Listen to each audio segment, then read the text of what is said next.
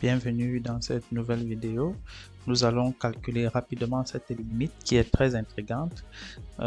Pour calculer cette limite, nous allons utiliser deux propriétés de Cauchy. La première propriété, c'est la propriété qui rappelle la formule de sinus de A moins B. Sinus de A moins B est égal à combien? C'est égal à sinus de A fois cosinus de B, d'accord, moins cosinus de A fois sinus de B. Ça, c'est le premier rappel. Le deuxième rappel que nous voulons faire, c'est le fait que la limite de sinus x sur x, quand x tend vers plus vers 0, autant pour moi, vers 0 égale à 1.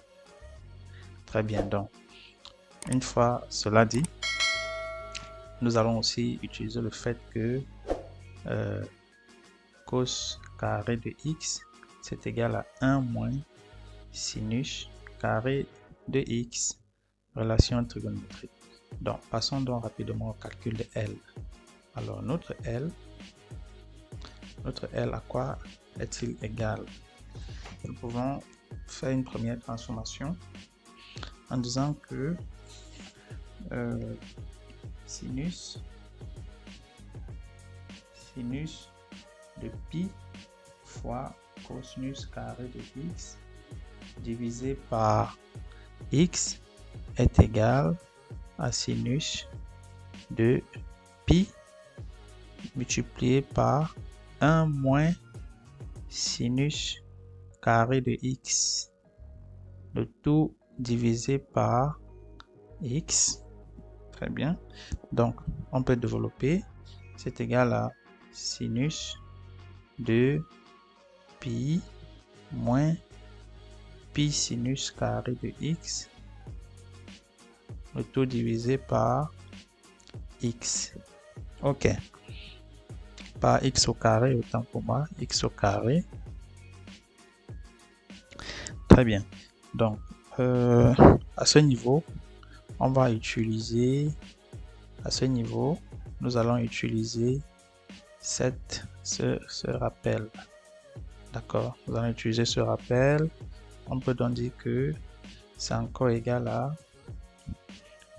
Alors, en utilisant ce rappel, on va trouver sinus de pi fois cosinus de pi sinus carré de x moins cosinus de pi fois sinus de pi sinus carré de x, le tout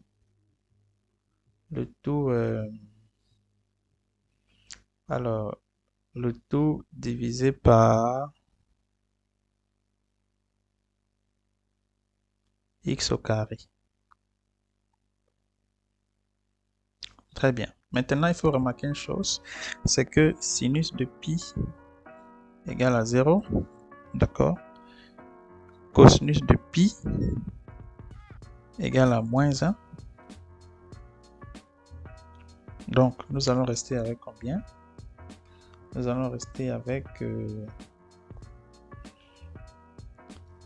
ça signifie que tout ceci égale à 0. D'accord? Donc, on va rester avec... sinus de pi sinus carré de x, d'accord, le tout divisé par x au carré. Donc, une fois qu'on a vu ça, on peut maintenant chercher à utiliser cette propriété plus bas. Alors, comment est-ce qu'on va l'utiliser? C'est très simple. On va tout simplement dire que ceci c'est encore égal à sinus de pi fois sinus carré de x sur pi fois sinus carré de x, d'accord, multiplié, bon alors, je vais l'écrire dans une autre couleur,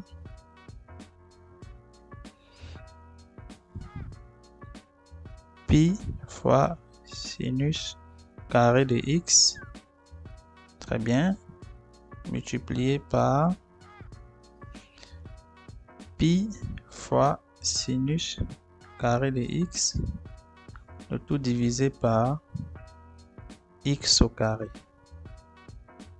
D'accord, donc tout ce qu'on a fait, c'est multiplier le numérateur et le dénominateur par pi fois sinus carré de x.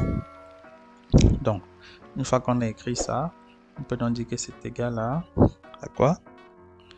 C'est égal, donc, très bien. Alors ici, on peut encore écrire ça comme ceci, sinus de pi fois sinus carré de x, tout divisé par pi fois sinus carré de x multiplié par sinus carré de x sur x au carré fois pi. Très bien. Donc, une fois qu'on a écrit ça, ce qu'on peut constater, c'est que cette limite-ci, ceci, c'est encore égal à sinus de x, le tout divisé par x, le tout au carré. D'accord? Et on sait que ceci, ce qui est à l'intérieur, cette quantité-ci, tend vers 1, lorsque x tend vers 0. Pareil ici, on voit que tout ceci, tout cela, pi fois sinus carré x, on peut dire ceci, quand x tend vers 0, virgule, pi fois sinus carré de x tend vers 0. Donc si on pose u égale à pi fois sinus carré de x, on aura donc que la limite de sinus de pi fois sinus carré de x, le tout divisé par pi fois sinus carré de x, quand x tend vers 0, est égal à la limite de sinus u sur u, quand u tend vers 0, ce qui est égal à 1. Donc, le résultat final dit donc que tout ceci tend vers combien? On a déjà ceci qui tend vers 1, ceci qui tend vers 1, ça qui est une constante, donc ça tend vers 1 fois pi, ce qui donne pi. Donc, la conclusion finale, c'est que cette limite-ci égale à pi. Donc, voilà, c'est tout pour cette vidéo.